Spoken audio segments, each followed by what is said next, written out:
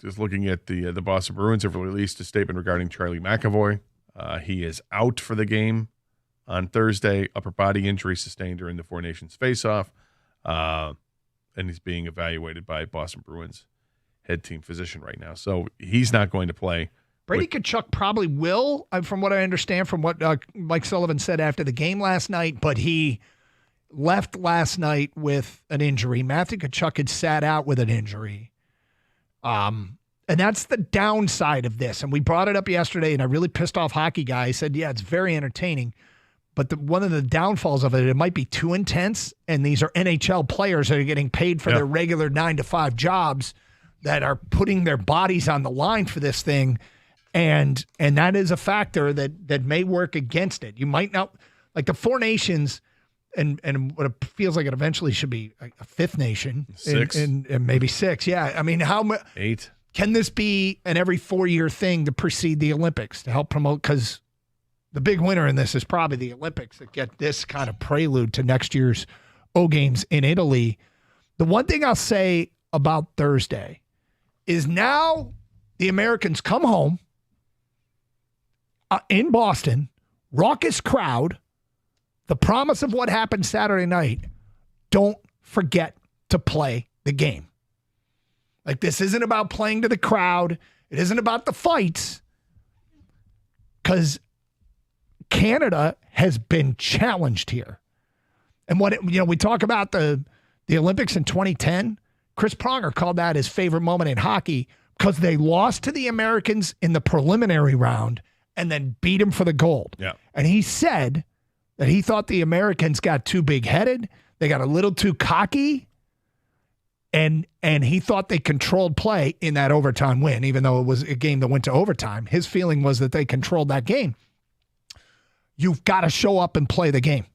This is all, it's the weirdness of playing in a regular season or a preliminary round and then having to play with everything on the line.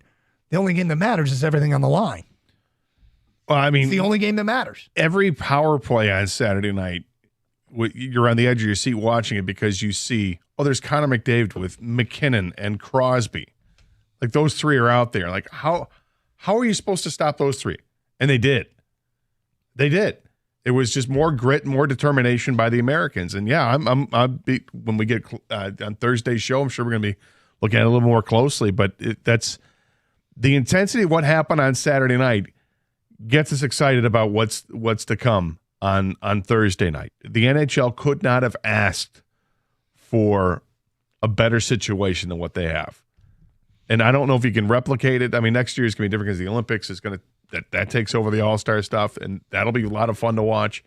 So it's going to be a while before we get back to an actual All-Star format. I don't know if they're going to keep doing the Nations thing in lieu of the All-Star game. I'd like to get back to an All-Star game format at some point, but I don't know if that's best for the game. Well, I'm really hoping that in some way Dylan Larkin, who's got a team, a lot of young players around him with a chance here to bring back. He's played in 5 career playoff games. And the last time he played a playoff game, he was 19 years old. I want Dylan Larkin to come back with some juice, and I want it to spread in the Red Wings locker room. I want it to spread like a virus. Because, I mean, do you think he feels like this is the biggest game he's played in his career, even though it's not with the Red Wings? It should be.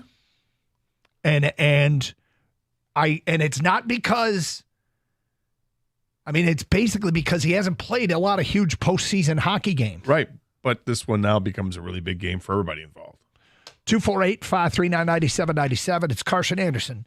97.1 The Ticket. March is almost here, and college basketball is reaching its most exciting stretch of the season. Right now, new customers on FanDuel get $150 in bonus bets when your first $5 bet wins. That's $150 to bet on everything from conference clashes to tournament upsets, even who's cutting down the nets. So what do? You find a heavy favorite, and you just bet them on the money line just to win the game outright. You won't get a big return on your $5 bet, but you will get the $150 in bonus bets to play with how you choose.